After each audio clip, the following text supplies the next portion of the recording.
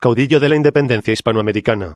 Nacido en una familia de origen vasco de la hidalguía criolla venezolana, Simón Bolívar forjó su ideario político leyendo a los pensadores del empirismo y la Ilustración, Locke, Montesquieu, Voltaire, Rousseau, y viajando por Europa. En París tomó contacto con las ideas de la Revolución Francesa y conoció personalmente a Napoleón y al naturalista alemán Humboldt. Afiliado a la masonería e imbuido de las ideas liberales, ya en 1805 juró en Roma que no descansaría hasta liberar a su país de la dominación española.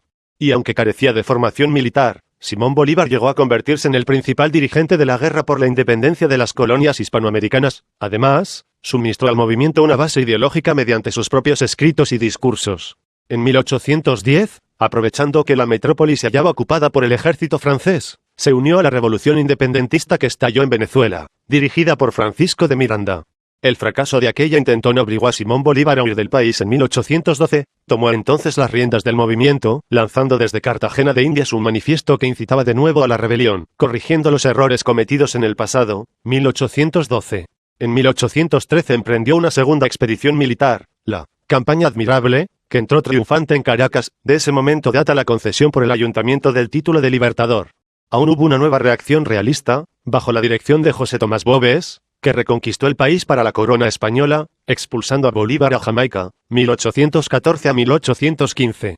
Pero Bolívar lanzó una tercera revolución entre 1816 y 1819 que le dio el control efectivo de gran parte del territorio. 2 años después, tras una tregua, aseguraría la independencia de Venezuela al derrotar a los españoles en la batalla de Carabobo, 1821. Bolívar soñaba con formar una gran confederación que uniera a todas las antiguas colonias españolas de América, inspirada en el modelo de Estados Unidos.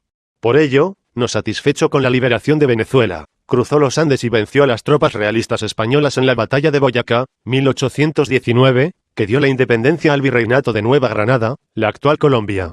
Reunió entonces un congreso en Angostura, 1819, que elaboró una constitución para la nueva República de Colombia, la cual llegaría a englobar lo que hoy son Colombia, Venezuela, Ecuador y Panamá. El mismo Simón Bolívar fue elegido presidente de esta Gran Colombia. Luego liberó el territorio de la Audiencia de Quito, el actual Ecuador, en unión de Antonio José de Sucre, tras imponerse en la batalla de Pichincha, 1822. En aquel mismo año Simón Bolívar se reunió en Guayaquil con el otro gran caudillo del movimiento independentista, José de San Martín, que había liberado Chile y penetrado en Perú hasta ocupar la capital, sin lograr pese a ello la rendición de los realistas. Se trataba de estudiar la forma de cooperar en la liberación del Perú, pero ambos dirigentes chocaron en sus ambiciones y en sus apreciaciones políticas. San Martín, que se inclinaba por crear regímenes monárquicos encabezados por príncipes europeos, renunció a entablar una lucha por el poder. Poco después se marcharía a Europa, dejando el campo libre a Bolívar. Bolívar pudo entonces ponerse al frente de la insurrección del Perú, último bastión del continente en el que, aprovechando las disensiones internas de los rebeldes, todavía resistían los españoles. Tras derrotarlos en Junín, agosto de 1824, en diciembre de 1824 obtuvo la más decisiva de sus victorias en la batalla de Ayacucho, que determinó el fin de la presencia española en Perú y en toda Sudamérica. Los últimos focos realistas del Alto Perú fueron liquidados en 1825, creándose allí la República de Bolívar, actual Bolivia. Bolívar, presidente ya de la Gran Colombia, 1819 a 1830, lo fue también de Perú, 1824 a 1826, y de Bolivia, 1825 a 1826, implantando en estas dos últimas repúblicas un modelo constitucional llamado monocrático, con un presidente vitalicio y hereditario. Sin embargo, los éxitos militares de Bolívar no fueron acompañados por logros políticos comparables.